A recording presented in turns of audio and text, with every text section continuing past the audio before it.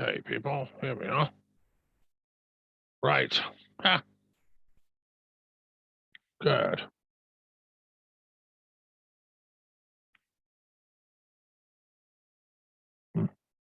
Stop video now, that's perfect. That's all good. Ah. Zalba, well done, darling.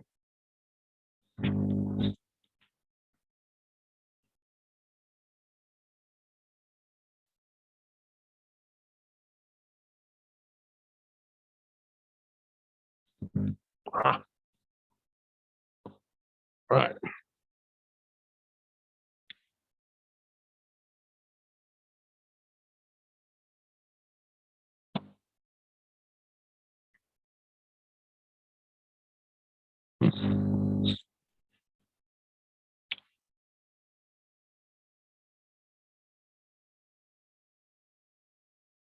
Love that.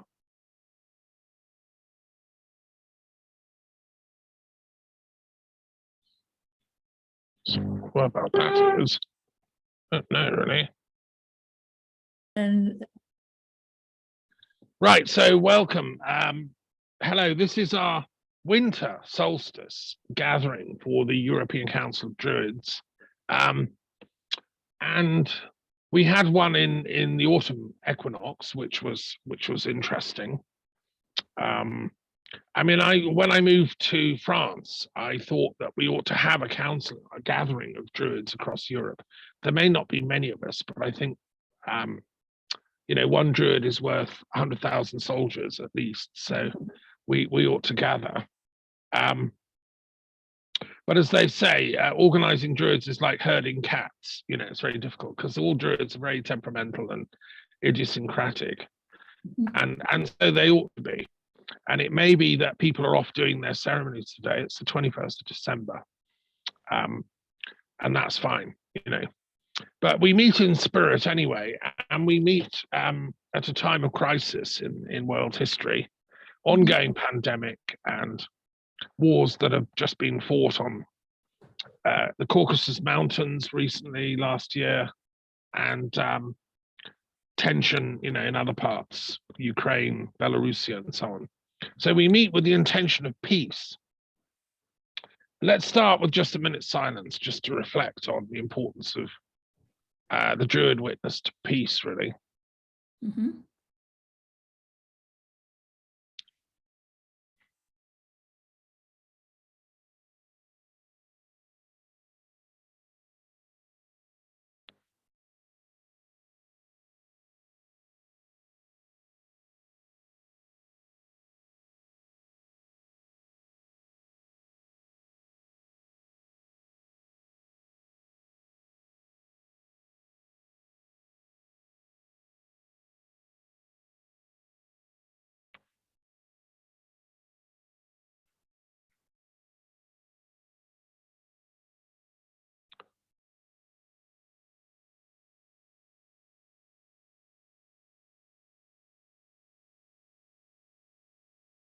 So as we breathe in, may we breathe in dark, the poisons, the darkness, and breathe out, bringing light.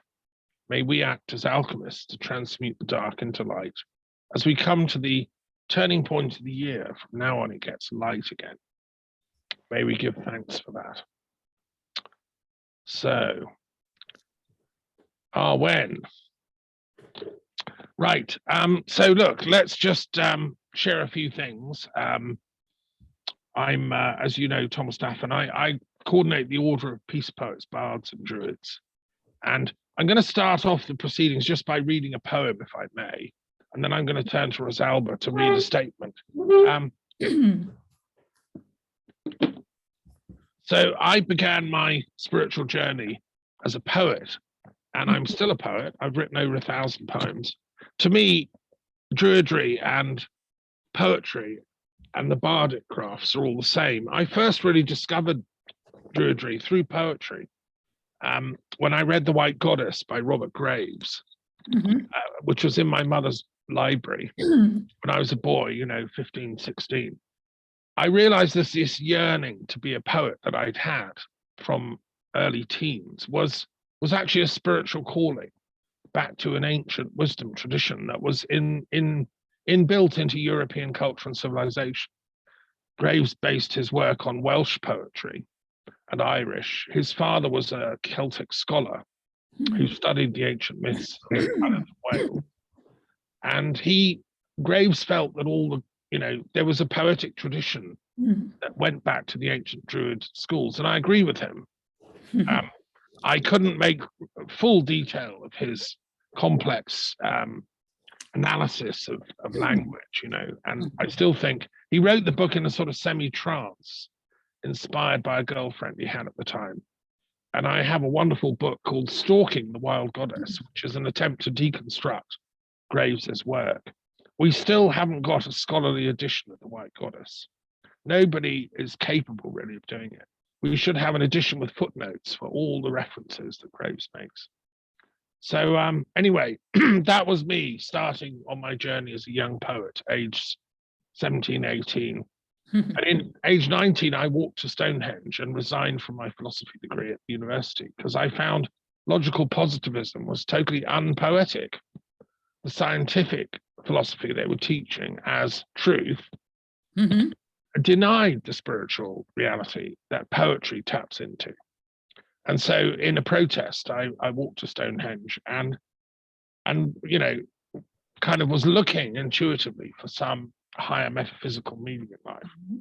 But all that time I was writing poems. So here's one I wrote in 2011 on the island of Iona, which is a sacred Druid and Christian centre in Scotland, where St. Columba went. And St. Columba was a Druid as well as a bard and a poet and a Christian mystic from Ireland who settled the monastery at Iona, a fascinating progenitor really of Christian Druidry. Anyway, so I visited Iona in August 2011, and it was really howling the wind. And this poem is about that day. It's called The Holy Spirit Blows a Gale. And that day, the Holy Spirit was blowing a gale. And that day, words were shed like communions flowing from Arwen. And that day, dreams were held, come from somewhere beyond. And that day, words probed the edges of meaning. And that day, the waves curled in, blue and grey, white topped. And that day, birds were flying, their shadows crossing the white sandy beach. And that day, the roar of the seas was like the sound of creation. And that day, the surge of love gave agape its fire back.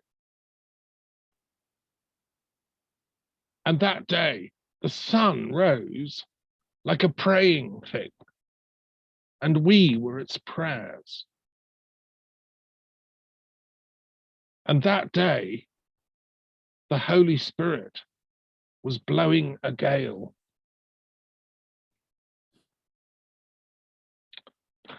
Nice. Okay, nice. So that was kind of quite inspired by being in Iona. Have you been to Iona? Iona? No. Yeah. I've never been there, but I've been in Scotland many times for many times. Yes. I hope that poem inspires you to go there one day. You must. It's a sacred place, Yes. Right. So look, let me just welcome you, Rosalba. Do introduce yourself, and then you have a statement for us. Yeah. Yes, but we are just us in this meeting. I think for now, sadly, but there may be others join later. But it's still important to read your statement. Oh, of course. Yeah. Okay, I read my statement. Okay. Well, do introduce yourself first, because other people might watch this online. Okay. Yeah. I am Rosalba Natero, the president and co-founder of Newer Circle. Newer Circle is my community. Is founded by Giancarlo Barbadoro and me, and in 1986. And after this moment, we have a lot of initiatives like Eco Spirituality Foundation, on which we go to the United Nations to defend the sacred places of native people. Newer Circle is an organization founded by Giancarlo Barbadoro in Scotland with spiritual leaders from all over the world, following the principle of peace. Newer Circle has deep roots in ancient heart of tradition of Druidic shamanism, and is the result of a long journey into history of native European. Its founder, Giancarlo Barbadoro, Druid and poet, passed away in 2019, leaving us a great intellectual legacy. I try to bring this great intellectual legacy, but it's not very easy. But above all, he leave us a mission, that of eco-spirituality for a world based on peace. We want to make a contribution to get out of the darkness in which humanity finds itself in this moment. Post tenebras lux, it's a motto, an ancient Druidic motto adopted in the recent times by the reformers. After the darkness, there will surely be light. This is what we hope for. What can I say? If you prefer that I read my statement after, tell me. Sure. No, that's fine. Well, that's very moving. I believe that statement, post tenebrae lux, is the motto of the city of Geneva. Yes. The wall of the reformer. Yes. Yeah. And you were in Geneva, weren't you, for a peace conference at the last gathering we had of the autumn equinox. Yes. So Geneva is an important city because it houses the UN. Yes. And it works for peace. It has the headquarters of the Red Cross and all that kind of stuff. Built by Celts. Well, correct. Yes, Geneva was a Celtic city built on the lake, because the Celts loved the water. They thought lakes were sacred. Yes. And you went to the museum, didn't you, and found some Celtic things? I've been there 2 years ago, and there was a great museum. Yes. With many repairs, yes. Did you know, I have a book called The Celts. It's a huge book based on an exhibition in Venice. In Venice, yes. A long time ago. Did you go to that exhibition of Celtic art and archaeology? I've been there. And there is a renaissance of the Celts from this place. Yes. Yeah. So you saw the actual exhibition in Venice when it was on? Yes, I've been there, yes. Yeah, because that must have been amazing. They had so much stuff from all over Europe. It was the first time that the Celts really came out in their importance to the whole of Europe, not just Britain and Ireland. Yes. All of Europe. First time. I would have loved to go there to that exhibition, but I had the catalogue. It was published as a book. I have too, a big catalogue. Yes. Yeah, I have it. It's really useful. And when I was doing my Encyclopedia of Druid Studies, I really used that book. It was really helpful because it had a lot of detail about archaeological discoveries. Yes. In Italy and Switzerland and Austria and France and so on. That's amazing. Yeah. I think the guy that curated that exhibition was an Italian expert on the Phoenicians. Ah, yes. But he was, interested in the Celts as well. Very, very interesting. Yes. Yeah, good. Okay, I'll do another poem then. Okay. Right. This is from my volume 6. This cover picture is a Taoist sage. Yes. I photographed it in Hyderabad. If you ever get to India, to Hyderabad, there's a museum there called the Salar Jung Museum. And this is on the reverse. This is Aphrodite and it's again from the same museum in India, because I visited there. And it was the private collections of the, like the Prince of Hyderabad, which used to be an independent princely state. And he was a man of great culture and learning. He traveled all over Europe, collecting European works of art, Chinese and all that. And I loved that museum. It's now Indian government owned, because the prince didn't want to join India. The Indians sent an army in to persuade him. In about 1948. Okay, this is a poem I wrote actually in Istanbul in 2014. You'll see what it's about. I visited the amazing Istanbul Archaeological Museum in where they have all the finds from Troy, the city of Troy.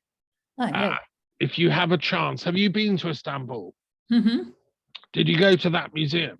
No. I didn't. Okay, it's one of the best archaeological museums in the whole world, in my opinion, and it has a whole floor dedicated to Troy. Unbelievable stuff. And it's not just from Turkey, it's the whole Ottoman Empire, because it was built, this museum, in the 1880s. So they have finds from Syria, Arabia, Palestine, all what used to be the Ottoman Empire, Iraq. And they have archaeological discoveries from antiquity. There are many discovered. It's extraordinary, yeah. Anyway, this is the poem I wrote after coming out. I was so blown away. In the impossible to describe annals of civilizations, who is keeping the count? The cats perambulate the gardens. The ginger, the grey, the white stripy. They know only the one law. They like to lurk where it's beautiful. Inside the museum, floor after floor of marvels inside. Bogashkoi, the Hittite kingdoms of smooth stone columns, standing stelae, livid with the healing of legends, which know the faces of the gods by name. They signed a treaty with Ramses II, the earliest extant peace treaty, in 2 versions. The Egyptians puffed up theirs, made it more resplendent to Egypt. The Hittites were more in love with truth and told it like it was. Troy's story unfolds here. Events were logged here at the entrance of the secret sea passage from Europe to Asia, guarding also the mysteries as the trading routes. You can't go round the goddess. You have to always pay the dues. She wants your life here, in trust, if you make landfall. So pay your dues with love and pain, and face all threats of fear and ecstasy alike, with giving and forgiving and glory. She wants you to want her too, for all that. Her city stood here at the tip, like a toll booth, a mark in time, so none of us can forget. Poets, philosophers, potters, doctors, whores, statesmen, farmers, teachers. All of us have to pass by and pay.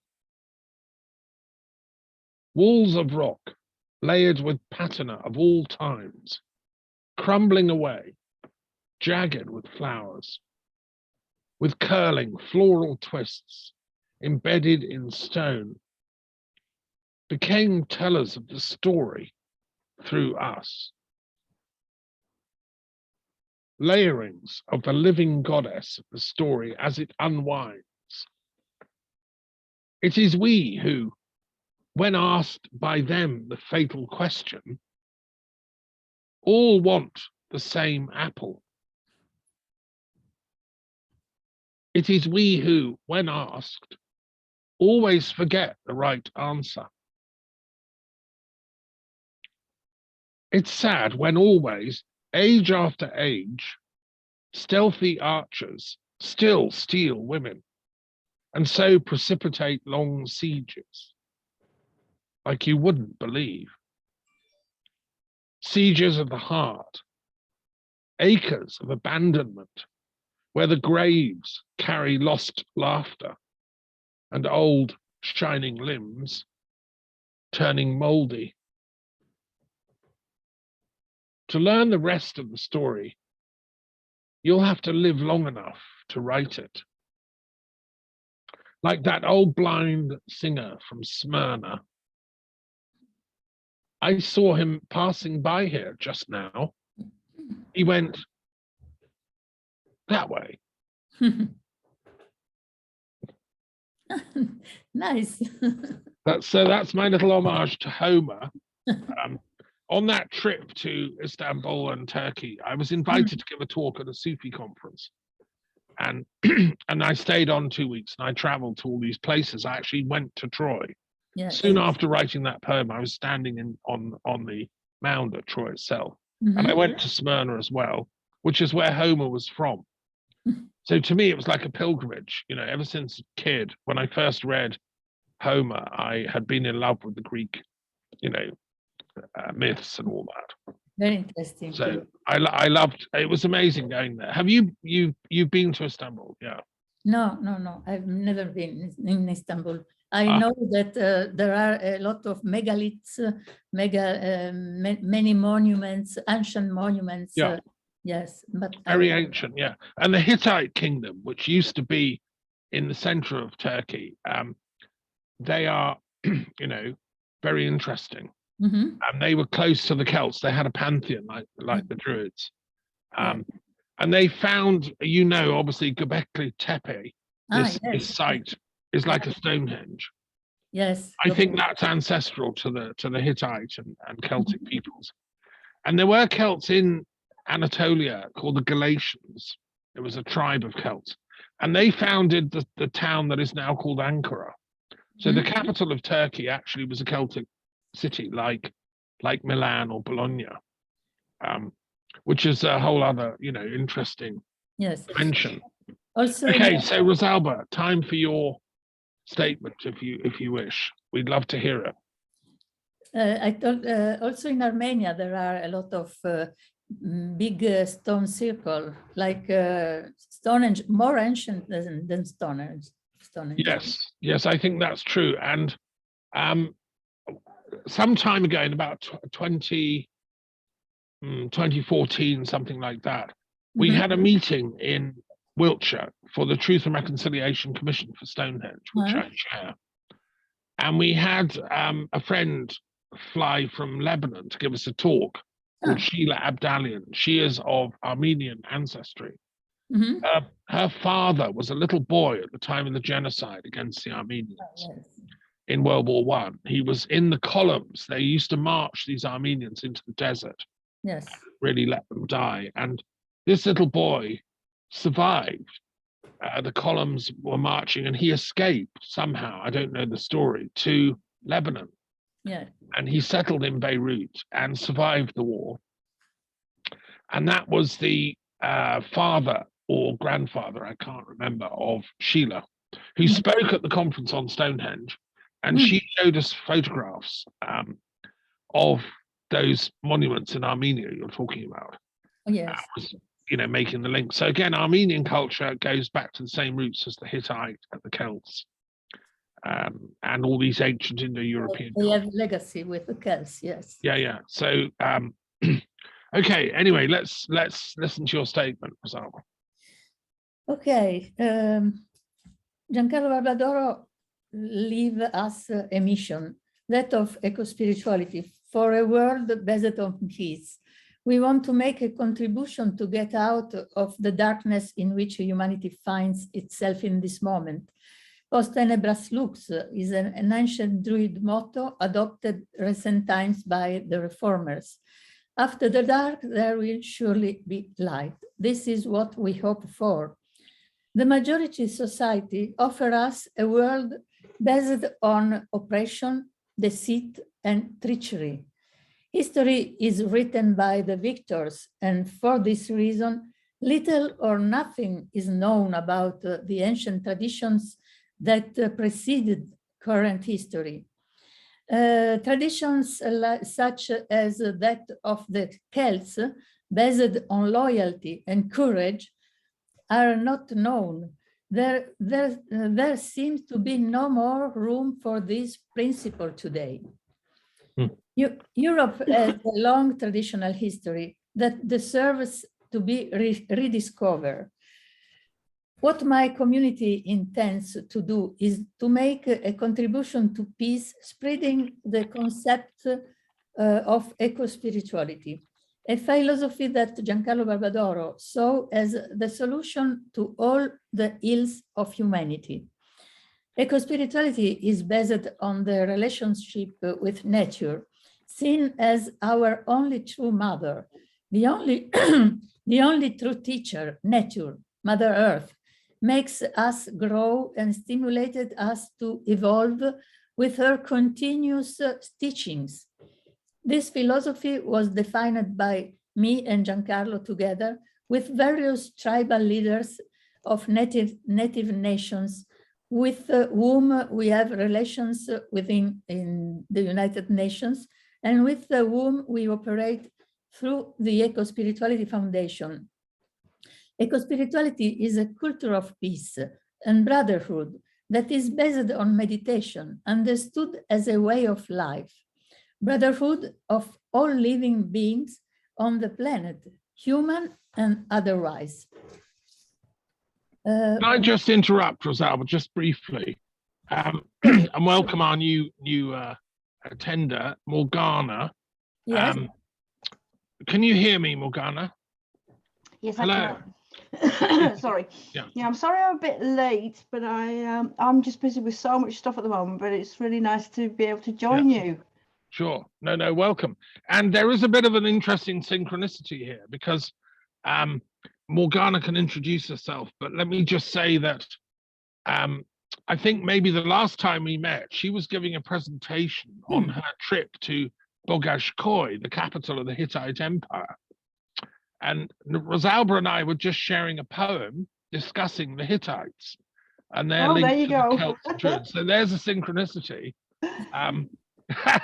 Tell us, just introduce yourself, Morgana, and then we'll go back and let Rosalba finish her statement, if that's okay. Absolutely. Well, very, very quickly, I was born in Wales and lived my family from the north of England, from Lancashire. But I moved from the UK in 1974 and moved to the Netherlands. And in between times, I've also got Dutch citizenship, so I've got a dual nationality. And I've been here, first of all, working with the anthroposophists at a Camp Hill village, working with handicapped children, but then later ended up working in banking, where I did lots and lots of things. But no, in between times, I was initiated into Wicca, modern witchcraft, and so for 40 years, I've been a practicing Wiccan priestess. Some people don't like the word witch, but no, whatever. And from 1997, I've also been involved with Pagan Federation International, and I'm currently the international coordinator and the chair for the foundation. So, and then on between all of that, my last claim to fame is I am a global trustee for United Religions Initiative for the multi-region, and I've been working with URI Netherlands since 2008, United Religions Initiative. So I'm at the moment, Thomas, I'm actually doing a lot of work as a global trustee for the multi-region. So that obviously means I get around quite a lot, but I've not been able to travel, unfortunately. But my heart is still very much in the pagan culture. I always say paganism is a cultural thing, because you can really talk to people and not offend them, or get into theological discussions. But my biggest interest has been very recently, and Thomas would be happy to know that yesterday there was a program about Maria Magdalena with Manuela Kalski. So I thought, that's where I thought, oh my goodness, I'm going to be seeing Thomas tomorrow. So we have joint interests in many things, but Maria Magdalena is one of the interests we have. So I hope to hear a little bit more today about Maria Magdalena. So please carry on. Yeah, thank you. Welcome, Morgana. I should also say about the Interfaith Peace Treaty. Morgana's a signature. Oh yes, that's how we met first, isn't it? Because yeah, possibly we were both interested in, obviously, you know, people of the earth. I'm not going to say indigenous people, because that tends to be a bit restrictive as well.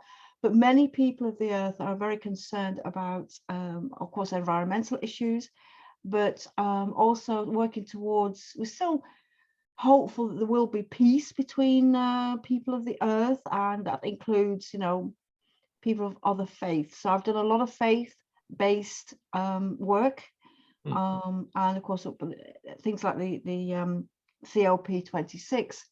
That's why we see a lot of faith-based. Were you there, Morgana? Did you go to Glasgow? No, I didn't go, but I followed everything online. Right. I was in touch with Glasgow Interfaith, and the lady for Glasgow Interfaith is also the Interfaith coordinator for PF Scotland. So PF Scotland, PF, and Pagan Federation International, we all came together because we'd already been together at the Parliament of World Religions. So that was kind of a bit of an overflow, working with people like Selena Fox, who you might remember from Circle Sanctuary, and Green Faith. So there's a lot of overlap. This is really exciting. Let's hear Rosalba's the rest of the statement. You're like kindred spirits, you two. You've only just met, but you are sisters, I assure you. But where She's doing Rosalba? the same work you're doing. What? Where are you based? In Italy. You're in Italy, yes, because I recognize the name Rosalba. I knew a lady but she moved from Italy to Australia. Australia. Yes, so but I recognize the name as Rosalba, but I don't like to assume somebody's Italian. I never make assumptions with names. So Rosalba is from North Italy, near Turin. North Italy, yes. And she's part of an active Druid community, which was set up by her and her late husband. Interesting. Doing everything that you're talking about, eco-spirituality. Perhaps, yes. And she's halfway through her statement. You're such kindred spirits. It's just uncanny. And also the fact that we were discussing the Hittites, and then you. Well, there you go. I'm metaphorically calling. Yeah. So look, Rosalba, do introduce yourself a bit again. Just anything else, and then finish the statement. Yeah. Okay. I am Rosalba Natero, president and co-founder of New Earth Circle, and is an organization founded by Giancarlo Barbadoro and me in 1986 in Scotland, with spiritual leaders from all over the world following the principle of peace. New Earth Circle has a deep root in the ancient art of tradition of Druids shamanism, and is the result of a long journey into the history of Native European, the indigenous people.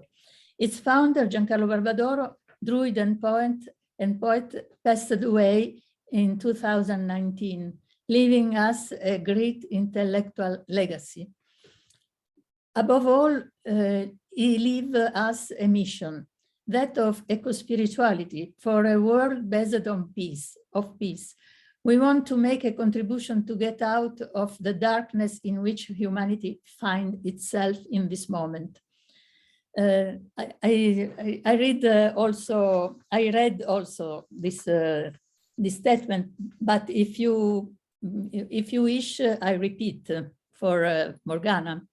Okay. Sure, go for it. Yeah, good words stand repeating. Yeah.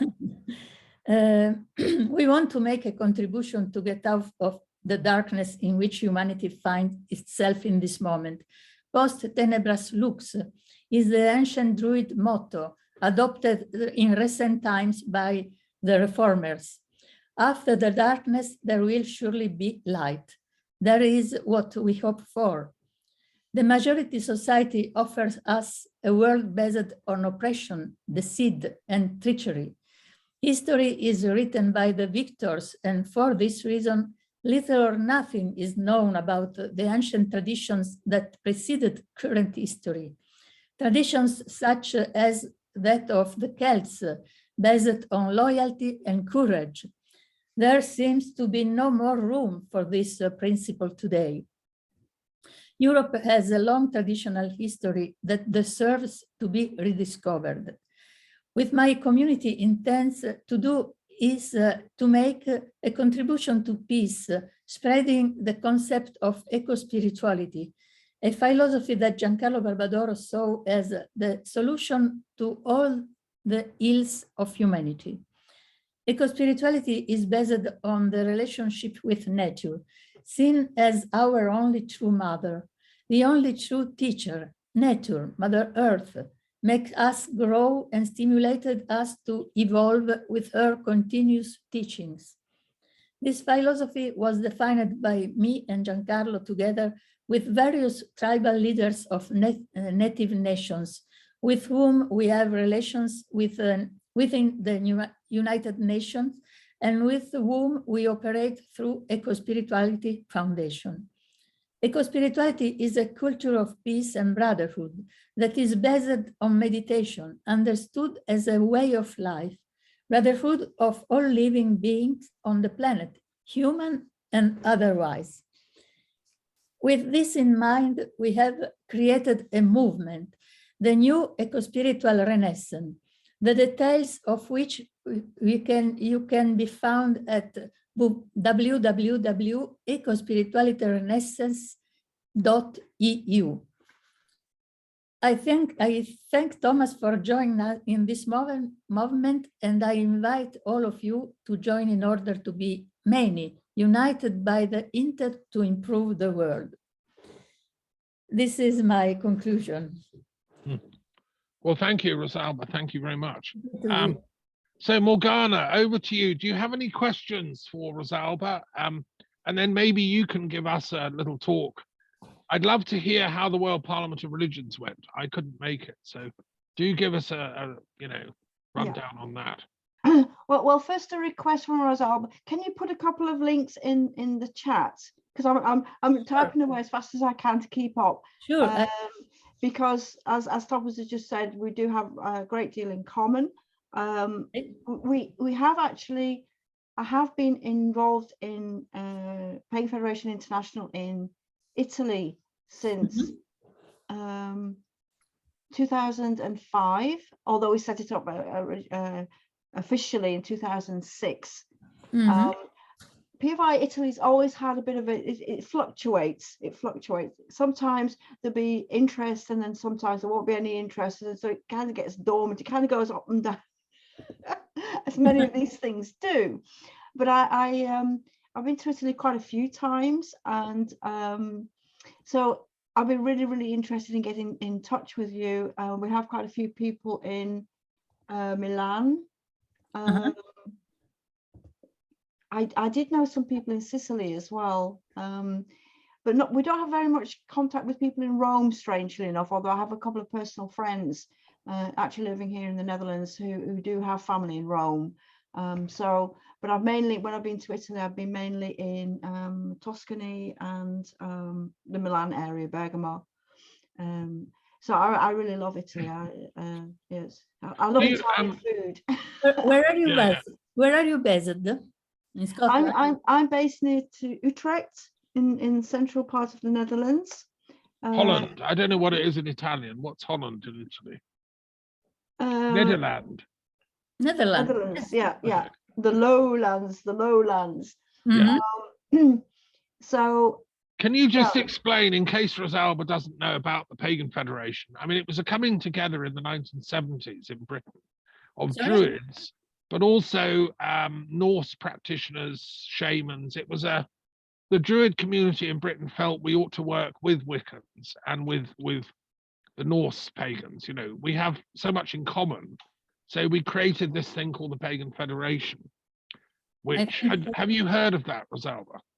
No, I don't heard about this. No. Well, it's very exciting, and we should all work together.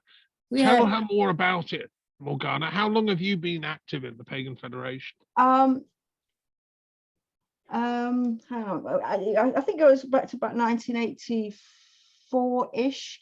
It was actually established. I mean, the first magazine of the Pagan Federation was actually established in 1968, along with people like Dorian Valiente, and then they felt it was opportune to kind of get together a little bit more. It was actually at that time a very a group of Wiccans, because the neo-pagan revival has a great deal or owes a great deal to the Wiccan movement, if you like, because they were the really ones who really knew how to do rituals. So there was this great revival of the divine feminine, and basically due to somebody called Gerald Gardner. So many people involved in the very early days of what was originally called the Pagan Front were from a Wiccan background. So Dorian Valiente, who was a writer, she died in 1999.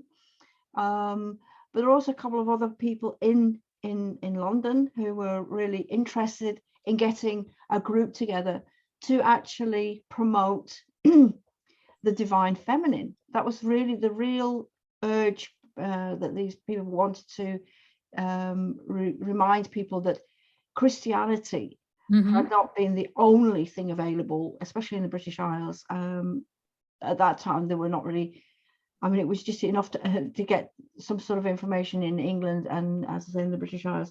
So around about 1971, they'd actually got it together and decided to change the name because Pagan Front sounded a little bit too nationalistic. It was also classical paganism in England is something that we love. We love the Greeks, we love the Romans. But it was always seen as being something which was, part of antiquity, and then for something to come along which was obviously modern was quite an eye-opener. So the Pagan Federation, in the beginning, we were working with a lot of anti-defamation work, like of course they would say that anybody who was a pagan was a devil worshipper. Now this had a lot to do with the Christians, of course, and also a lot of colonialism. So it's always been hand in hand with I say a cultural rise, but very much the influence of the church, or the church fathers, I should say, actually, because I always say the teachings of Jesus is not particularly bad, but what the church fathers did was particularly destroy, I mean, the way they attacked women, or just didn't allow women to have any influence whatsoever. And of course, many of the pagans were, partly because of the Inquisition, which was really, of course, against heretics, but many people who did not agree with the church were stamped as either being heretics or later as being witches, because they had this pact with the devil. Now, the fact that most witches don't actually even recognize the devil just gives an idea of how the church would put the fear of God into people by saying they were possessed by the devil. And of course, these women were often tortured, and under torture would confess to having a pact with the devil. So many of the witch trials have given us a lot of information about what it was actually like. Not in the Middle Ages, because the witch trials were not in the Middle Ages. They're actually in the Renaissance, which is kind of ironic. But it was a time when science was supposed to be, all these midwives' tales were seen as being part of like folklore. So what we saw with the Pagan Federation was the revival of many of the folk customs and what we call folk magic. Now, England, again, it's not a papist country. It's still very rural, and different parts of England have a very, very distinct flavour. I always say, when you talk of Lancashire, you talk of the Pennines and granite, which is very different from places like Cornwall. So what we saw happening was when the Pagan Federation began to, people started looking at their local customs and their local gods and goddesses.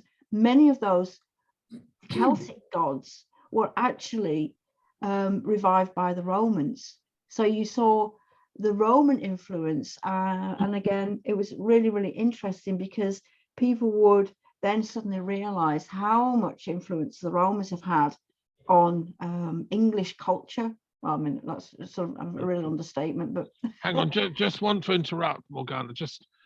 I love what you're saying, but I want to just correct one thing. I don't think the Celtic gods were revived by the Romans. I think what happened was the Romans realized they couldn't conquer the Celtic spirit. So they married up the Roman gods like Jupiter with the Celtic gods like Tyrannus. So there was a sort of, there was a peace treaty, and it was the first interfaith peace treaty between the Roman culture, which had conquered militarily, and the Celtic culture that refused to die away, and they carried on worshipping their gods. So I think it was, it was a marriage happened. And of course, some of the Celts didn't accept it, and they went off to Ireland, which was never conquered, or they were grumpy up and stuff.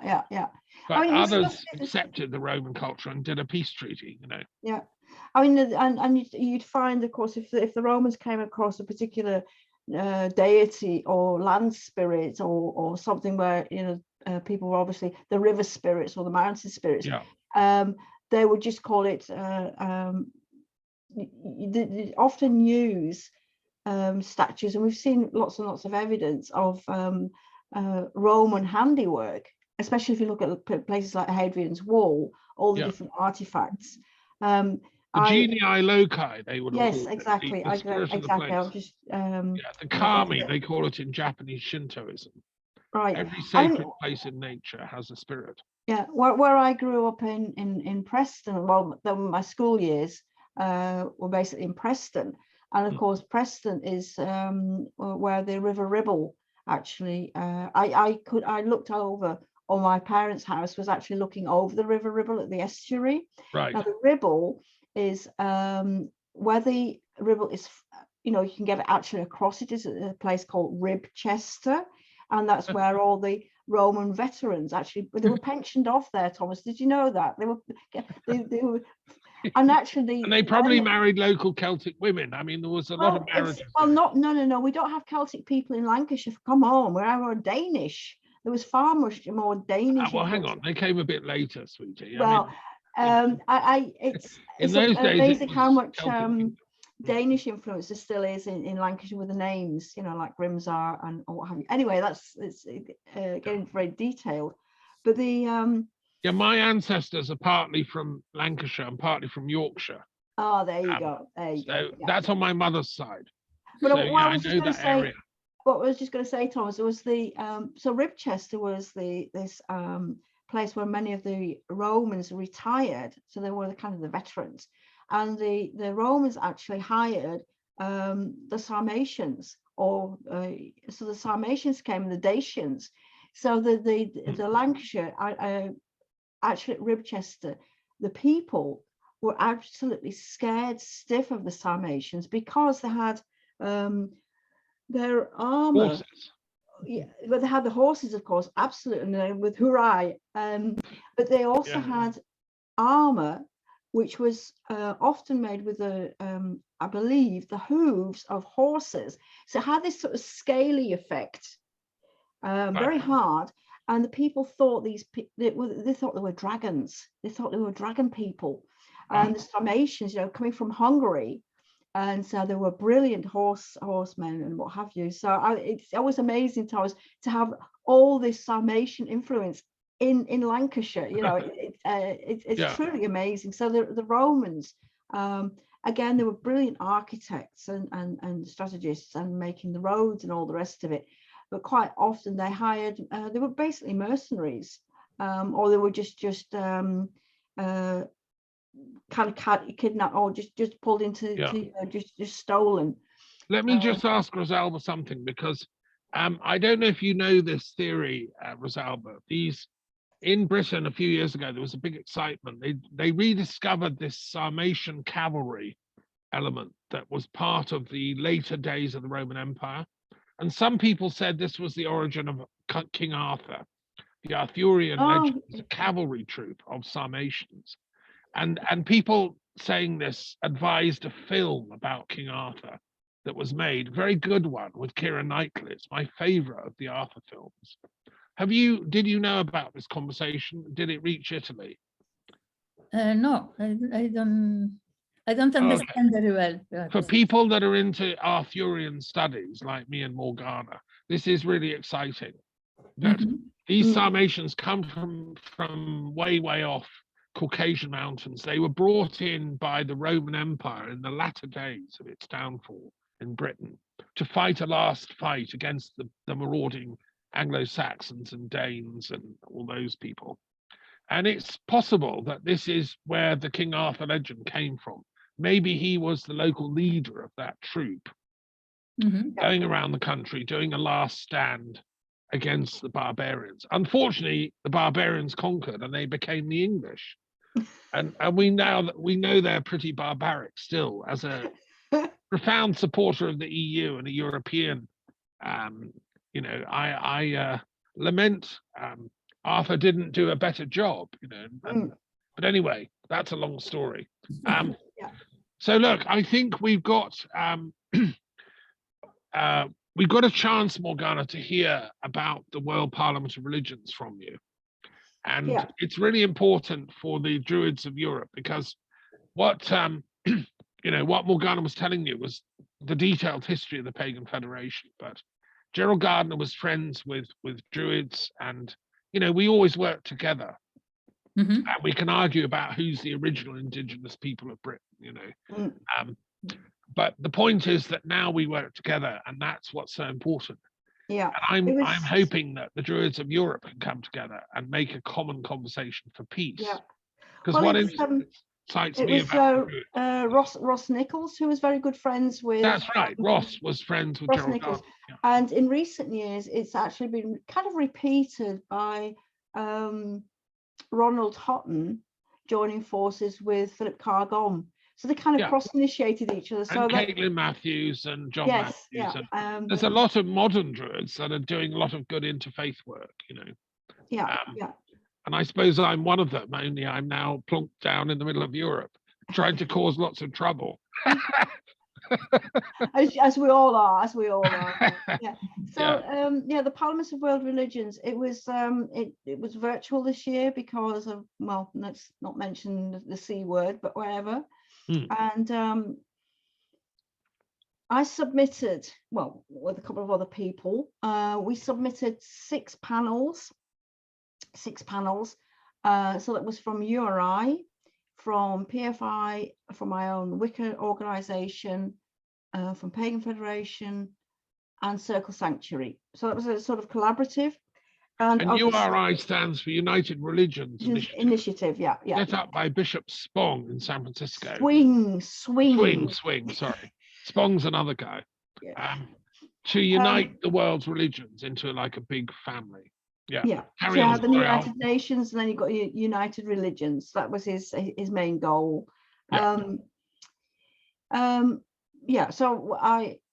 along with other people, we submitted 6 panels, and we had a 50% success because 3 were accepted. Now, when you think, ultimately, there were 540 panels and what have you, but there've been a lot more, been about 1,000. So we were really, truly happy to have such a high score. And of course, what I'd done was I kind of assumed we wouldn't get 6. So I kind of spread it like, the URI ones were basically to do with the environmental issues. I'm part of what we call a cooperation circle, and that's the environmental network. And we did a panel. Our panel was accepted. So our panel was about the living environment. We also had the other panel from URI, which was accepted, was from spirituality in the earth, cooperation circle. And we did a panel on multi-faith communications and working towards a universal language. So we've got one with the living environment, which covers anything from advocacy to dealing with poverty, with dealing with marginalized groups, to spirituality in the earth, which concentrates on how do we actually communicate with each other. So that talk was quite important because within the interfaith arena, of course, it's very difficult to find a common language. So we're still trying to, again, not just spoken language, but also the language of ritual, the language of ceremony, how people actually come together with music and basically the creative arts. So a common language can also, again, not just be a written language, even spoken language. It can be a whole lot of gestures and what have you. The other panel which was accepted was from Selena Fox Circle Sanctuary and PFI, and that was about pagans and heathens. Where on earth are you? An international perspective. Now, Selena and I had done the international perspective on paganism in 2004 at the Parliament of World Religions in Barcelona, in Spain. So this was like 17 years later. How has the pagan landscape changed? And of course, we know that there are many people who, that's why I think we often call ourselves people of the earth, because there has been a huge revival of indigenous, working with indigenous people, sometimes misappropriation of symbols and what have you. So there's a lot of aspects about that, which we see when we're working with pagans internationally, becomes, I recently did a talk about anti-religious discrimination and misappropriation of symbols. And basically it was because the other panel which was accepted was from PF Scotland, PF and PFI, and that was a discussion on the anti-pagan discrimination. Now in Scotland, a couple of years ago, Steffi from Scott, Steve Haggerty, organised a survey looking into pagan discrimination.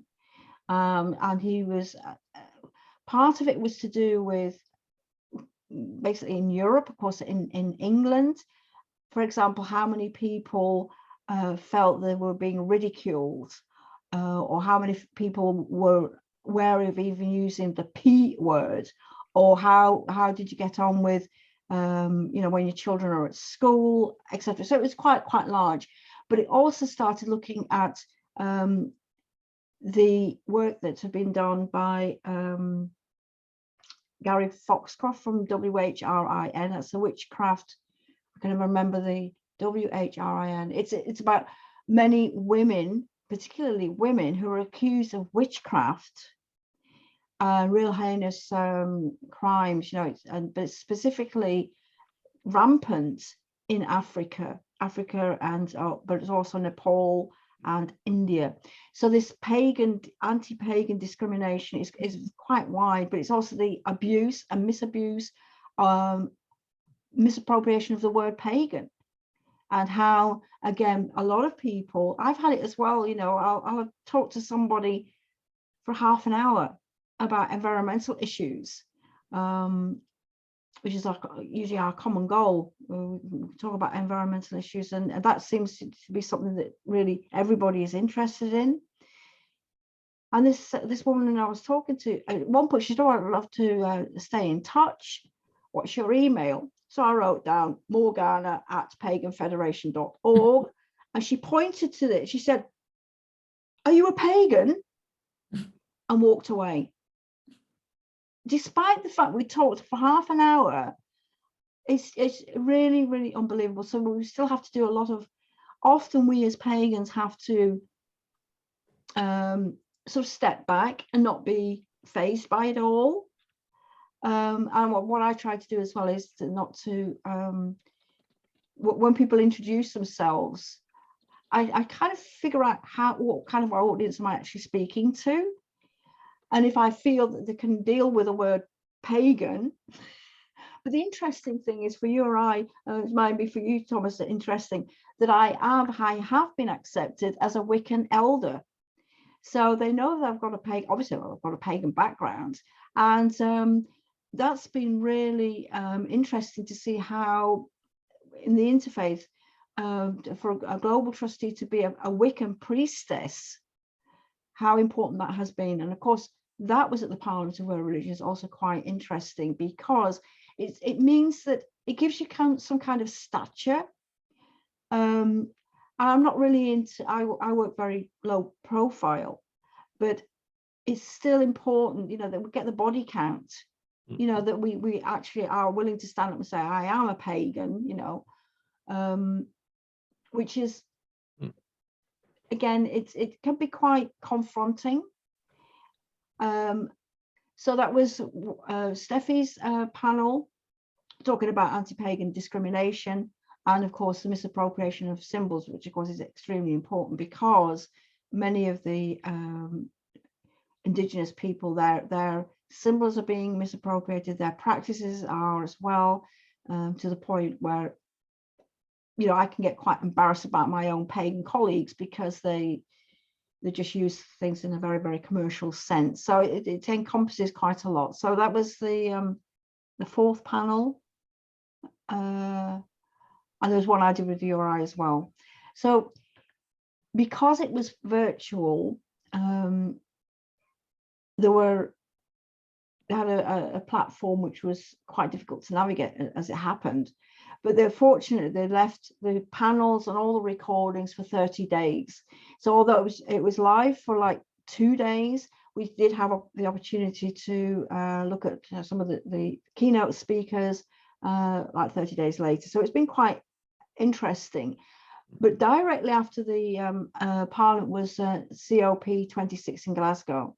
So a lot of us were actually already preempting what was happening, which is why the living environment was so important, because it's not just about climate change. It's not just about, but it's also about how we, you know, we're talking about people who, because of multinationals, not just polluting and raping the land, but also the abuse towards indigenous people.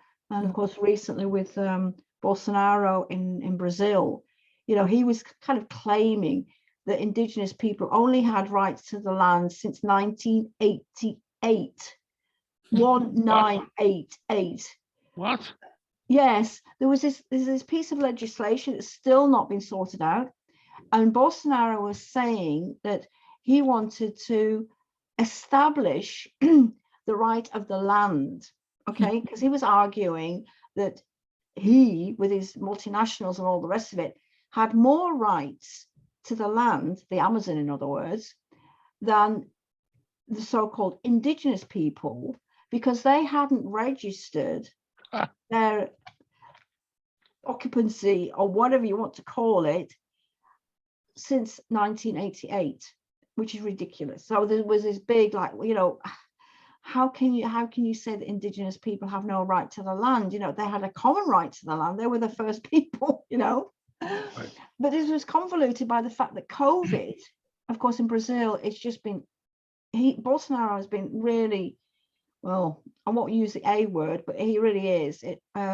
He has not what he didn't realize as well, that the indigenous people also had traditional medicines, but what they were actually doing, they were blaming the indigenous people for actually being the cause of the virus, when ironically it was the Europeans who brought diseases like the plague and smallpox and what have you to the Americas when they were colonizing.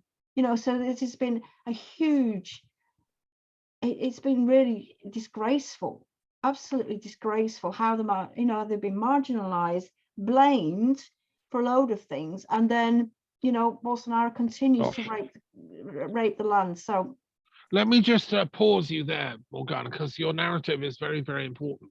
And I just want to check that Rosalba, I mean, she's talking about the World Parliament of Religions, which is one of the big interfaith groups.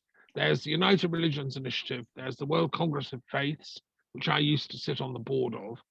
There's Religions for Peace, which I ran in Britain and Ireland for a while. And then there's this World Parliament of Religions, which Morgana's telling us about. Yeah, She's just organized these panels out. We've also been joined by Nicola Hague, whose microphone I think has got some troubles, but Nicola and I go back a long way. She's made documentary film about Druids, which is how we met. She's media coordinator to the Institute of Peace Studies. So welcome, Nicola. And if she can get the mic working, she can join. She's asked me a question in chat to ask whether the Catholic Church is responsible for the anti-pagan discrimination. That's a very interesting question. You know, like how long have we got and how far back can we go? well, you know, I mean, there are different types of Catholics, aren't there? And some are pagan friendly and highly intellectual. I know Catholics around the world that are brilliant Jesuits, 3 PhDs, and they're not anti-pagan. They realize they have to get with the message, you know. But then you meet kind of very backward, semi-educated types of Catholics who stick to the old literalism, and you know, they're afraid. They honestly are afraid of witches, and they do believe in the literal devil, and so they see pagans as the devil's shock troops, you know. So there is a huge healing of conversation to be done here. Yeah. And Morgana's at the leading edge of that. Do you have any questions, Rosalba, about what you've been listening to so far? It's very interesting what you said, Morgana. I work always with indigenous people, and I know that they have very ancient traditions, but they have no rights. They have no rights to the land, and also to practice their rites. I work with them, but they have not. They are invisible people, because in this moment in the society there is the majority society and the indigenous people, but the indigenous people have no rights, and so I know very well this problem. About the church, I think that the church have destroyed all the paganism, all the ancient culture. I think so. It's not possible to think other, no? What do you think? What do you think, Morgana? I think what basically happened, we have to go back to what we call the Doctrine of Discovery. Oh, yes, I know very well. Yeah, so the Doctrine of Discovery, which was basically down to the period we're talking about is about 1490, the 15th century. Yes. Late 15th century, I should say. That's why I say it's not the Middle Ages, but it's the, you know, what we'll probably call the Renaissance. Is the beginning of all. Yes. Yes, I know very well. So can you explain it, Morgana? What is the Doctrine of Discovery? Doctrine of Discovery was based on a couple of papal bulls, and it had to do with Isabel I think it was Ferdinand or Philip, I can never remember the Spanish kings and queens. Yeah, Ferdinand and Isabella, yeah, of Spain. They actually expelled the Jews and the Muslims in around about 1492. But previous to that, there'd been a couple of voyages of discovery, and there were the first papal bulls were to actually sort of say beyond Cape Verde. If anybody goes beyond there, then it's going to be Spanish. Then they started changing the papal bulls around a little bit, because other countries like Portugal, Vasco da Gama, were also on voyages of discovery and all the rest of it. And there was one, I remember there were like two basic papal bulls. One was that literally said, if you discover land, yes, and you see something which looks like a human being, you can, if they're not Christian, then they can stay on the land, but you as a Christian can own it, right? So that was, and the other papal bull was virtually, if you land somewhere, it doesn't matter whether you see anybody or looks like a human being, if you land somewhere and you can till the land, it was your Christian duty to farm the land, therefore you could also own it. So these two papal bulls meant that the Spanish and the Portuguese, particularly because they were the ones who had these first, extended it from the Cape Verde towards the Caribbean, what have you, that they literally, as soon as they found any land, they could just own it. They could just own it. And of course, the Brits came along afterwards, but the Dutch were close behind the Portuguese. The Portuguese also landed in India first, and then the Dutch threw out the Portuguese, and then the Brits came along. And the British, I always say the Dutch, the Portuguese, and the Spanish were the great explorers. The British were the great administrators. So they'd come in the wake of the Dutch, particularly like Cook and Tasmania, Australia, and what have you, and the Brits would come along later, and then kind of organize everything.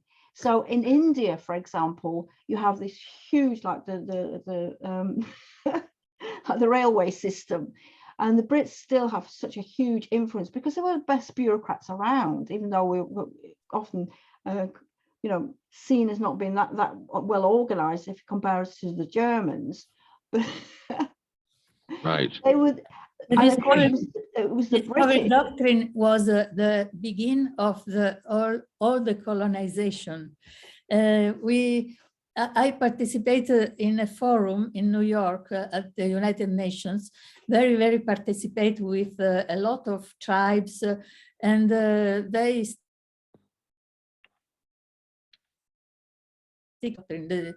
the doctrine of the discovery, because it was a disaster for the indigenous people. Yes, absolutely. Yeah. Let me add something to what you were saying, the narrative. Firstly, this thing about Bolsonaro and 1988. I mean, what we have on the planet in the clash between indigenous civilizations and legal civilizations is this a different concept of law. And Rosalba in her statement was saying the Druids didn't have written laws. No.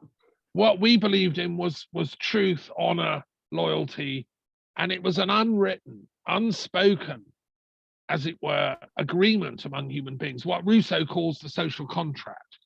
We make it's unwritten that we will be truthful, we'll be loving, we'll be kind, because we're human. In Africa, they call this Ubuntu. You're not a proper human unless you can stick to your word, be honorable, trustworthy. That's Ubuntu. It's the unwritten code of all African culture. And so we had the same in Europe, in the indigenous culture of the Druids and the ancient Norse, that was the root of it, and in all the pagan civilizations. But what happens is writing is invented, and fancy lawyers turn up with writing and say, unless you've got it in writing, mate, no, you don't own this land. This happened all over Europe first, you know, and it was fancy, sneaky Greek and then Roman colonists who invented colonialism actually here in Europe. And they would have armies to back it up, you know, and if Boadicea grumbled that it was time Nero's people should leave Britain, you know, because they were raping her daughters, well, send in the Roman army, you know. So really that model was then transported. What I think is blasphemous and wrong, I mean, the irony is that Jesus himself, the Christ, whatever you want to call him, stood for the unwritten law. In his battle with Rome, he was tried by a legal court, you know, sentenced him to death because he'd been speaking the heresy that spirit should have precedence over the letter, which was exactly the same fight that the Druids were having against the Roman Empire. And it's exactly the same fight the indigenous people are now having against Bolsonaro and capitalism, because capitalism worked with colonialism, with legalism, to create this sort of triple bind in which people don't have rights unless it's in writing somewhere. And so intellectually, this is what we're up against. You know, it's a shocking thing. Can I just share one last thing? And maybe we can then go round again. I've done some research since we last met, Morgana and Rosalba, actually. I want to share this with you and Nicola as well. Because some of you know I'm producing a Druid, a tarot pack. I'm designing my own tarot pack, which all self-respecting mystics should do at some point in their life. So I'm making my own one. What's unusual about it is it's tarot of the gods. There are loads of goddess tarots you can get in New Age bookshops all over the world, and everyone has a goddess tarot or two. Mine will be the first ever gods tarot, which is for the male deities. Nobody's thought of it or done it. And I'm a great believer that we need the male and the female deities to balance each other in the pantheons. And that's, you know, one of the Druid positions. Wiccans also believe that as well. And so do all the pagan cultures, right? So in my Tarot of the Gods, I'm working on it intensely. It'll be finished by March. It'll be published. And I was doing the god Helios the other day, the sun god. I've always loved Helios, but I've never really understood his importance before. You know, we've all heard of Helios. He drives the chariot of the sun. He was loved by the Greeks and then the Romans. But what I discovered was that he had a very deep intellectual lineage of people that followed Helios. He was regarded as the Logos, the divine intelligence within human beings is part of Helios. We all have that. And since we're at the winter solstice, we're celebrating the rebirth of Helios, who is the sun god, who is also the Logos within each one of us, irrespective of our religion or culture or gender or anything. Now, what I discovered, this is really interesting, is the Emperor Julian, who was the last pagan emperor of the Roman Empire. He personally worshipped Helios. I didn't know that before. And he wrote a hymn in honor of Helios as the divine Logos. And he was an initiate of the Mithraic mysteries, which were very close to the Helios tradition and the other mystical traditions. You know, Julian was a great lover of the mysteries. He wanted to save Roman paganism and Greek paganism from this craziness he called Christianity. Julian's argument against the Christians was that they were just another religious sect, along with thousands like Isis worship and, you know, Mithras and all of them. He said that no one religious sect should control the entire empire and dominate all its, you know, its media, let's say. In those days, it was written and oral media. He said that's wrong. And he said that, no, you know, if you're going to have one god for the whole empire, that should be Helios, who is the sun that we all depend on, and who is the intellectual light of reason, which we all depend on. So Julian, in his brief attempt to save the empire for paganism, wanted Helios to be agreed by everyone. Like whether you're Armenian or Greek speaking or Celtic or Roman or Etruscan, we can all worship the sun. Right? Now, I think Julian's argument was pretty sound, actually. What he was saying is the dangers of these Christians. For a start, they're all squabbling amongst each other. There's these Gnostics and these Catholics and these Orthodox, and none of them agree. Secondly, when they get power, they start persecuting each other. So he was very mindful of the fact that the Catholics that had taken power had used their power to start persecuting others, like Arians and Nestorians and whatever. So he said, look, they're just a sect. If we let them take over the empire, they're going to misuse their power. They'll start calling everybody that doesn't agree with them a heretic, and they'll start persecuting them. And of course, he was right. So anyway, I do commend to you the hymn to Helios by Julian. It's come down to us. And I've put a quote from it in my tarot on Helios, the tarot of the gods, which I think is, it's the most important thing I can do as a philosopher and a Druid to revive the wisdom traditions. And yes, there's a card to Mithras, which I really enjoyed doing. Mithras is unbelievable. Cosmically interesting. And there's African gods, Aboriginal, Native American, Celtic. I've got Odin and Thor. It's an interfaith tool, this Tarot of the Gods.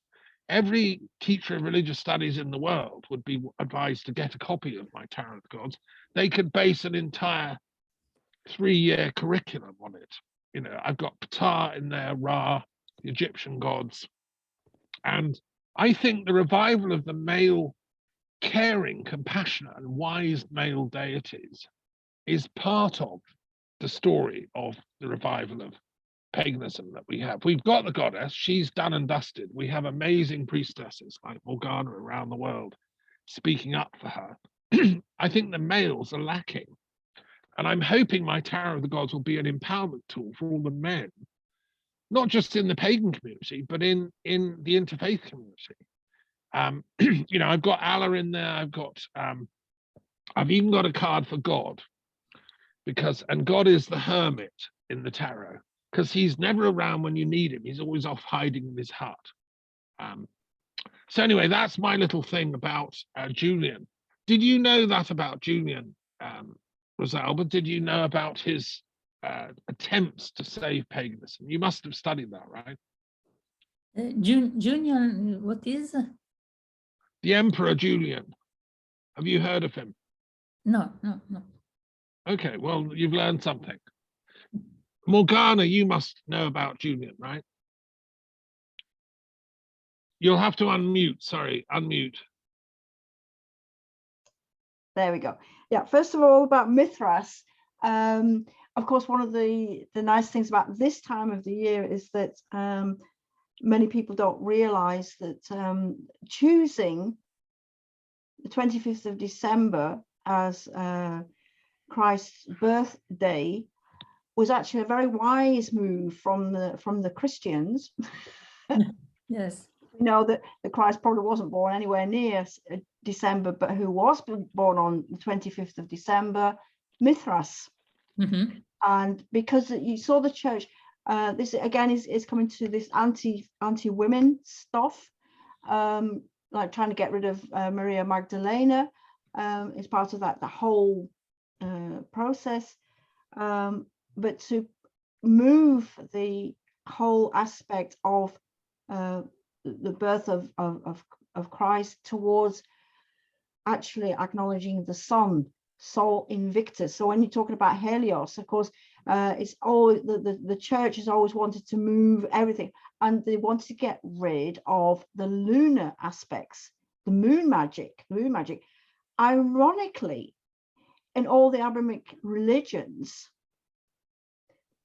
most of their festivals are based on the lunar calendar, which is kind of ironic. So even the Abrahamic religions cannot get away from the influence of the moon, and many pagans, of course, associate the moon with the goddess. I don't actually. not specifically, because I think the moon is far too important. And we do know of ancient gods, moon gods, one of them being Sin, who gives his name to the desert, the Sinai. And I've always been actually, it's almost, for my tradition, we've always worked male and female. So men and women have always been, I've always tried to emphasize that what happens when people come to Wicca, they're a bit fed up. They're fed up of this white, you know, this white cloud with God on, you know, the wrath of you, you know, be upon you. And they seek the goddess.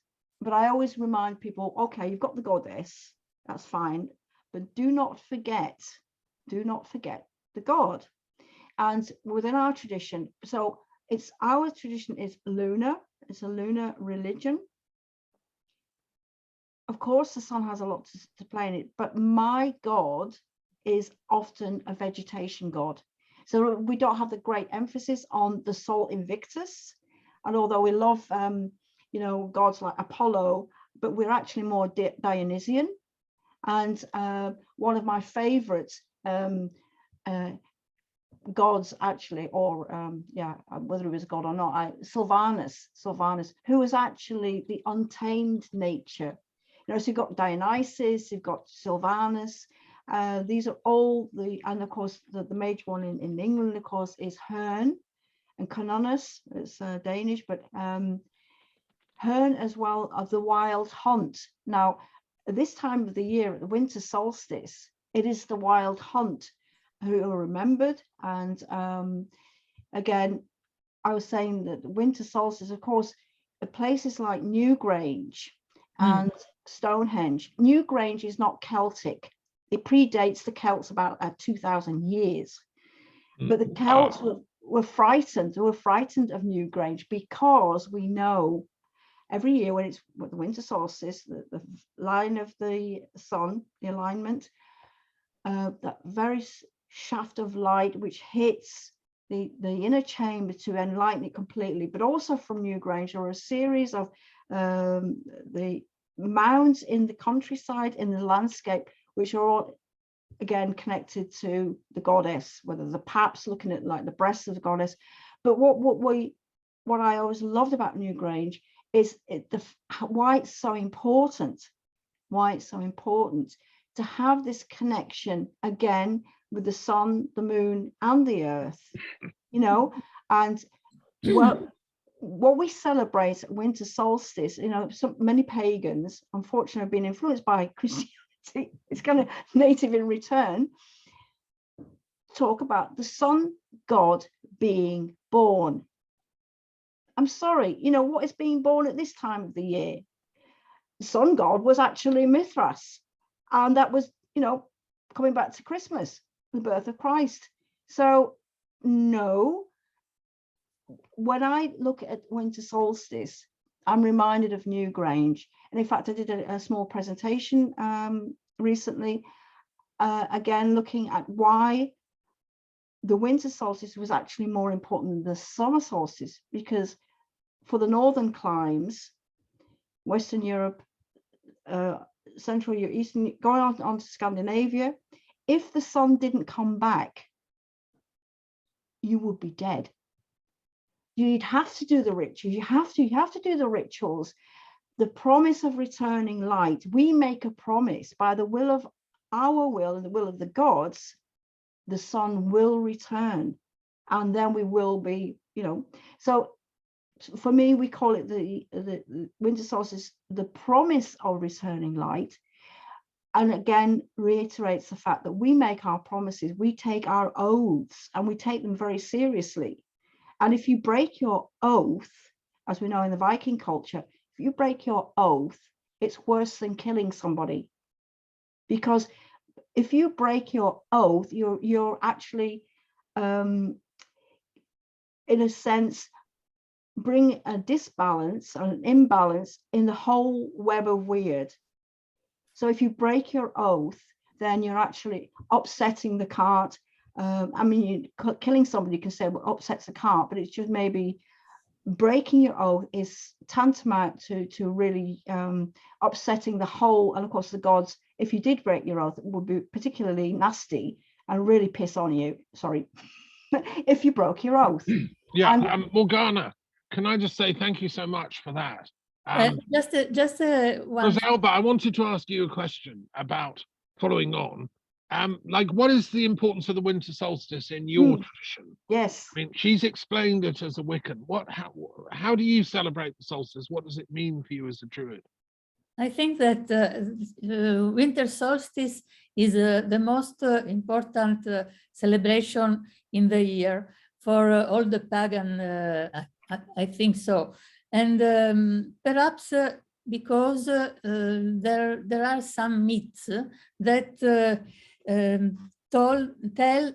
that says that in this period, in ancient times, some gods came here on the earth from the space and helped humanity to grow up. And so we celebrate this myth with some rites, very ancient rites. I don't know if I can describe, but there are some rites very, very ancient. And perhaps the meaning is this one. Many gods are born on 25 on December. Strange, so still all people celebrate the winter solstice. Yeah. I want to add something to what Morgana said as well, just to sort of comment. I'm glad she mentioned the god Sin, because when I did the tarot of Sin, I spent an awful lot of time researching him, and the moon god of ancient Sumeria originally, then adopted in Babylon and by the Akkadian peoples.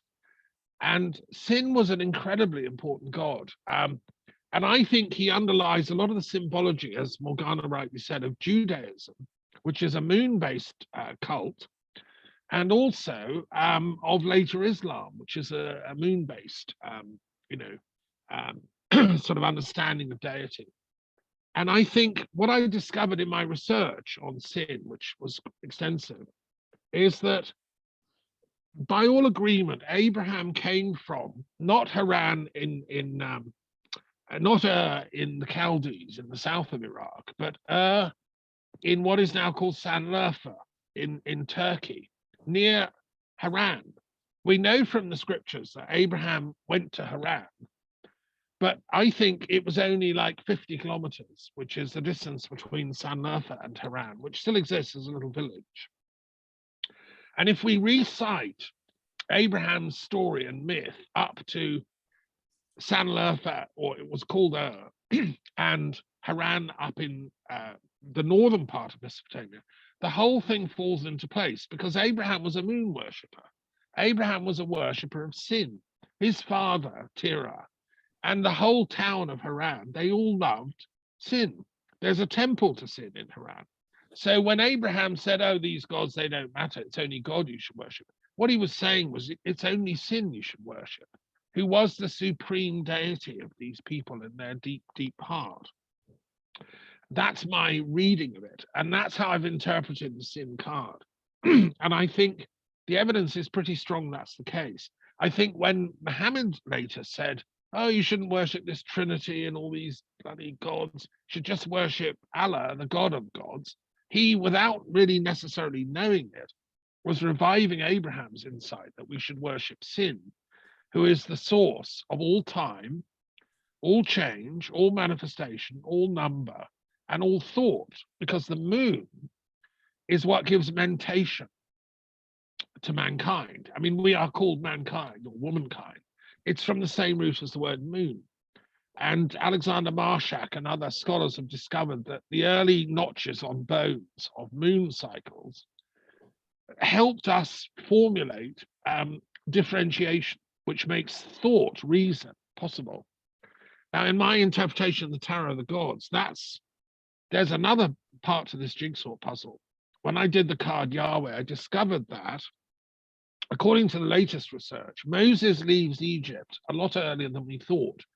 He leaves in the 1500s at the time of Ahmose I. And he brings with him the secret initiatory worship of the moon god, Khonsu, whose other name was Yahweh. And we know that Ahmose I was a worshipper of Khonsu, the moon god of Egypt, who later became Thoth. But in the early times, 1500 BC, was called Yahweh or Yahweh. Now, you know, it's too much of a synchronicity.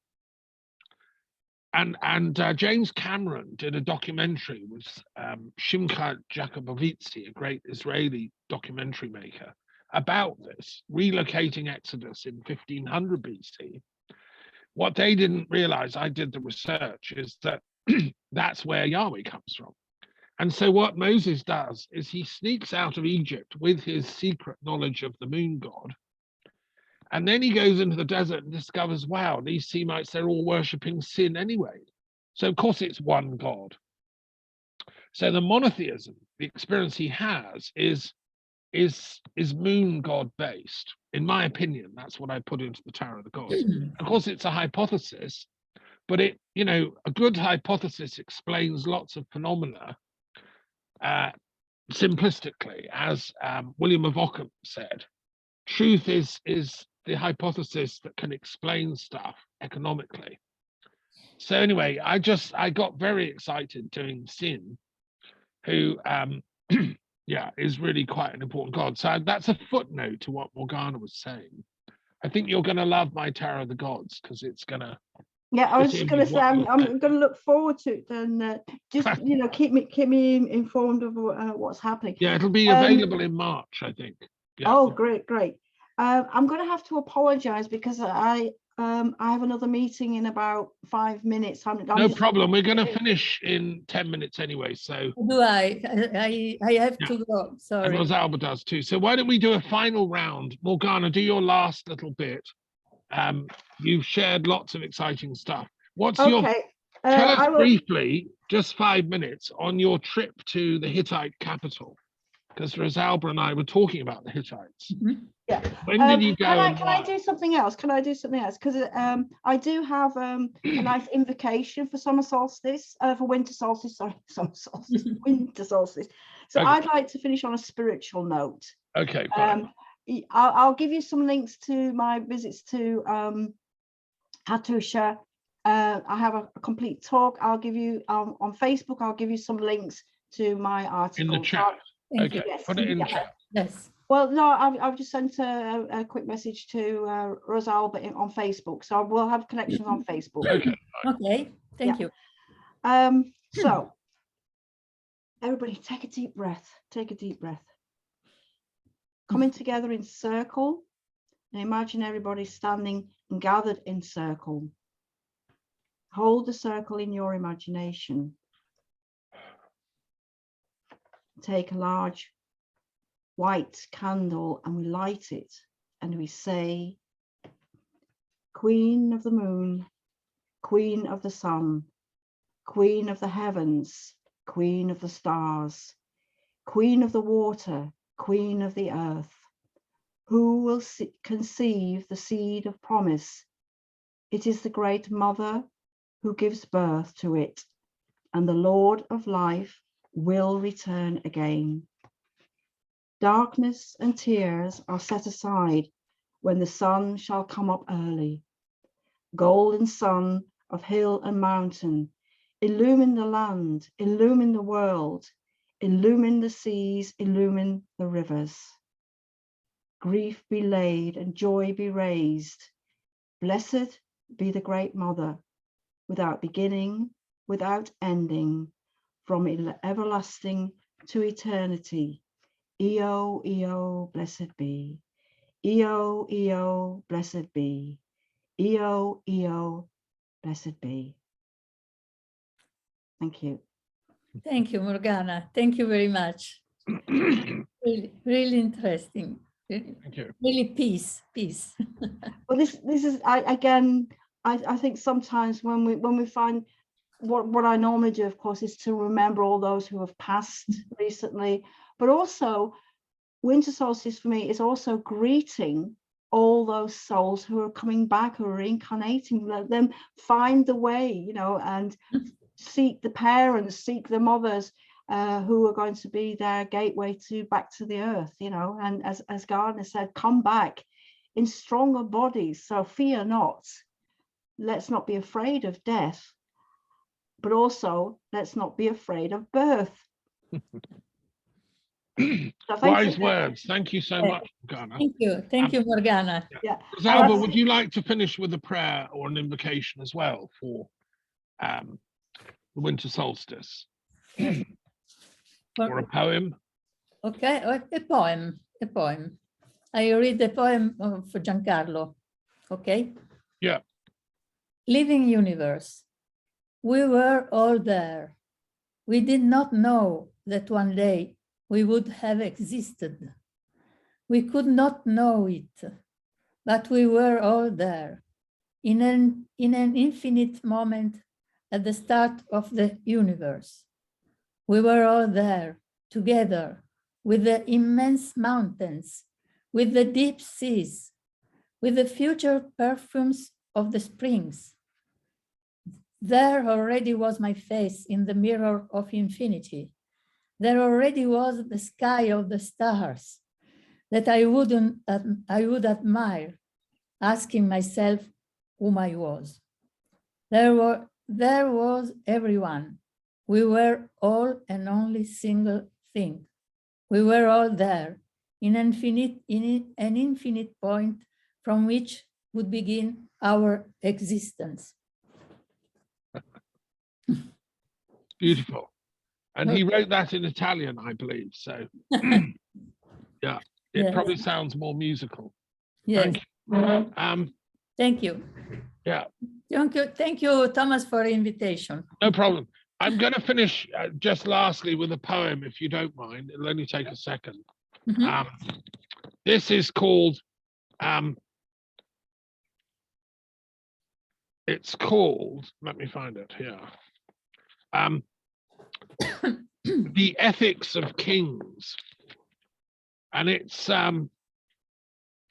I mentioned, we were talking about Homer just before you joined us, Morgana, and then we got onto the Hittites and all that. And this is a poem in honor of Homer. You'll recognize it. In honor of the great goddess of all forms, the spirit comes to play, to linger a little in the possibilities of liquid love, yet to hover above, like the moon above the water. What force is it that causes Agamemnon to sit and frown before flickering flames and magisterially survey the questioning night? The flick of right and right, the cost of wrong. Owls screech from the hovering mountain on whose banks Mycenae halfway hangs. Peace would be to let the lovers be, to pour the wines into long, cool clay craters decorated with trailing vines, leaping dolphins, shooting stars. Yet the old story would not run. Ships would not flock from shores, nor arrowhead be burnished, nor spear sharpened. Chariot wheels spun and honed. If kings let love rule, flames would not lick far Troy's halls, nor bards sing afterwards to tell the sorrowful tale. Love's other half is death. Desire parting seeks, to then return the other side of pain, beyond the body. where the shades of heroes wreathe a plaint and plot and wait. Hermes, hear me. At the last light, those who reconnect the living and the dead, who unfurl the double veil of being, should Agamemnon sail and unfurl death, even though it costs Mycenae's walls as well as Troy's? So many dead. Onwards to Gallipoli, Socha, Somme, Auschwitz.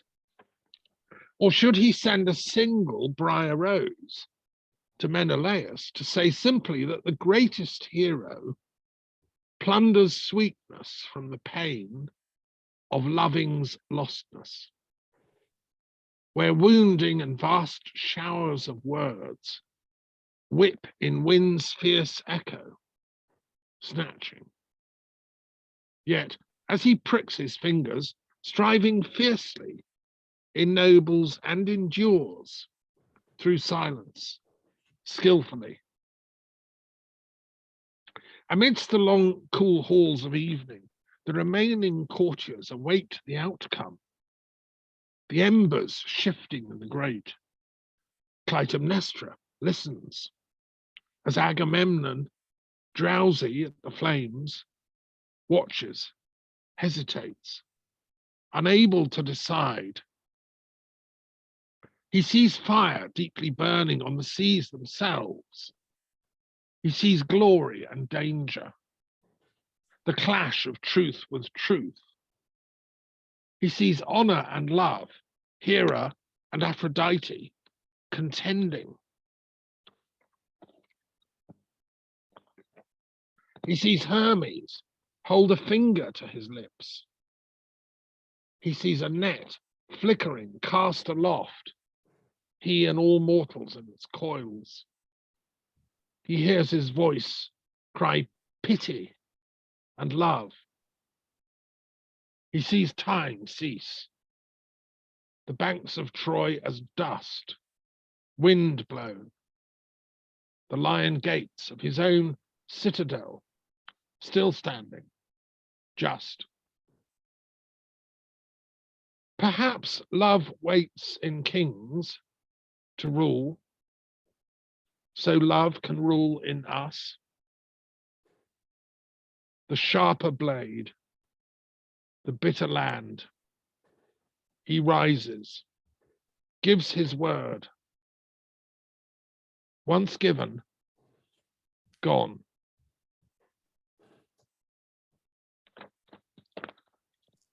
So that's my kind of imaginal reconstruction of Agamemnon just before announcing the siege of Troy's fleet to sail and so on. I don't know where it came from. It's like a vision I had when I was actually at Troy. I think all poets, you know, we receive from vision some of our work. I'm sure Shelley did and Keats and all that. So anyway, look, long may the poets of Europe meet in disrespectable company and keep the flag of love flying, okay, above Troy and Gallipoli and all the nonsense of war. So thank you for all thank you. your wise words. Thank you, Rosalba, for coming from Italy. Thank you to you, Thomas. Thank you, Morgana, and thank you, Nicola, who says. Nice to meet you, Rosalba. I hope to see you on Facebook. Okay. Sure. Let me see a couple of things about Italy as well, and okay. Thomas, we should really get together one time and talk about. Well, we haven't talked about Mary Magdalene. Just a little footnote. We had a brilliant conference on July 22nd. I was there. Oh, you came. Oh, yes. Right, great. Yes, of course. Right. Yes, of course. Because you heard Anina van der Meer's paper then. Yeah. That's why I said it was really weird yesterday, because Manuela Kalski there's a series in the Netherlands at the moment about the women of Jesus of Nazareth. So Maria Magdalena was the first, and the Mother Mary is going to be the next one. So I don't know who the other two, but Is this on television? The series? Yes, Yes. it's a series called The Women of Jesus of Nazareth. So it's brilliant. It's brilliant. Oh, okay. The exhibition in Utrecht about Maria Magdalena it's been brilliant. Yeah. Absolutely. Yes, I knew about that. And there's a new Gospel of Mary Magdalene just that Anina Vandermeer based her talk on. Yes, yeah. We also heard from Anne Baring, another talk for the SciMed Network. And Anne went into even more detail. So there's a lot of stuff bubbling away about Mary Magdalene. Absolutely. Anyway, I'm going to have to go, but it's been lovely to see everyone. We'll keep in touch. We'll definitely keep in touch. Okay, keep smiling. Thanks, Nicola Nicola, and everyone else. Bye. Okay. Bye. Ciao. Ciao.